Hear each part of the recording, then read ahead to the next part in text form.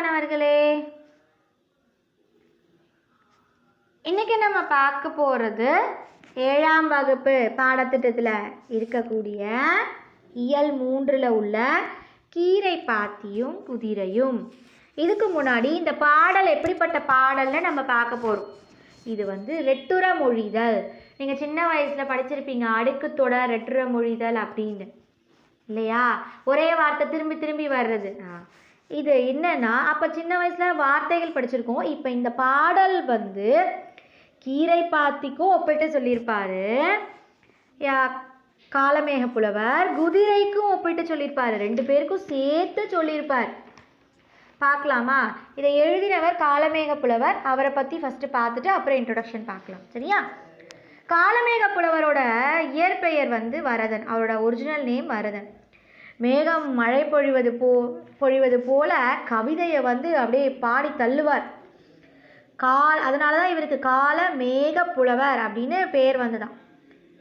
திருவானைக்கா உலா, சரஸ்வதி மாலை, பரபிரம்ம விளக்கம், சித்திரமடல் போன்ற பல நூல்களை எழுதியிருக்காரு. இவரது தனி பாடல்கள்லாம் தனிப்பாடல் திரட்டு அப்படின்னு இடப்பட்டிருக்கு. அதிலிருந்து தான் ஒரு பாடலை நமக்கு இங்கே கொடுத்துருக்காங்க, சரிங்களா? பாடலுக்கு போகிறதுக்கு முன்னாடிமா, இது மனப்பாட பகுதி தான். பாடல் போகிறதுக்கு முன்னாடி பார்க்கலாம். தமிழில் சொல் நயமும் பொருள் நயமும் மிகுந்த பல வகையான பாடல்கள் எழுதப்பட்டுள்ளன. ஒரே பாடலில் 2 பொருட்கள் தோன்றும்படி பாடப்படும் இரற்ற மொழிதலும் அவற்றுள் ஒன்று. இதனை ஸ்லேடை என்று கூறுவர். அவ்வகையில் அமைந்த சுவையான பாடல் ஒன்றை அறிவோம். ஸோ ரெட்டுற மொழிதல் பாடல்கள் இன்னைக்கு நம்ம பார்க்க போகிறோம். எப்படி இதை சொல்லியிருக்காங்கன்னு பார்க்கலாமா? கட்டி அடிக்கையால் கால் மாறி பாய்கையால் வெட்டி மறிகின்ற மேன்மையால் முட்ட போய் மாற திரும்புகையில் வன் கீரை பாத்தியுடன் ஏற பரியாகுமே. ஃபர்ஸ்ட் மீனிங் சொல்லிடுறேன். கீரை பாத்திக்கு ஃபர்ஸ்ட் மீனிங் சொல்கிறேன் எப்படின்னு. கட்டி அடிக்கையால், கீரை எப்படி கொடுப்பாங்க? கட்டுக்கட்டாக தானே கொடுப்பாங்க.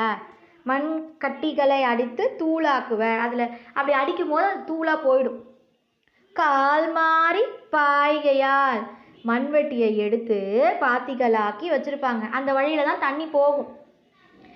வெட்டி மறிகின்ற மேன்மையால், வெட்டி வச்சிருப்பாங்க, சரியா? முட்டை போய் மாற திரும்புகையில், அதாவது வாய்க்கால நீர் பாய்ச்சும் போது நம்ம வெட்டி வச்சிருக்கலாம், அந்த வகையில தான் தண்ணி போயிட்டே இருக்கும். வன்கீரை பாத்தியுடன் ஏற பரியாகுமே, அந்த நீர் கடைமடையின் இறுதி வரை சென்று மாறிவிட திரும்பும்.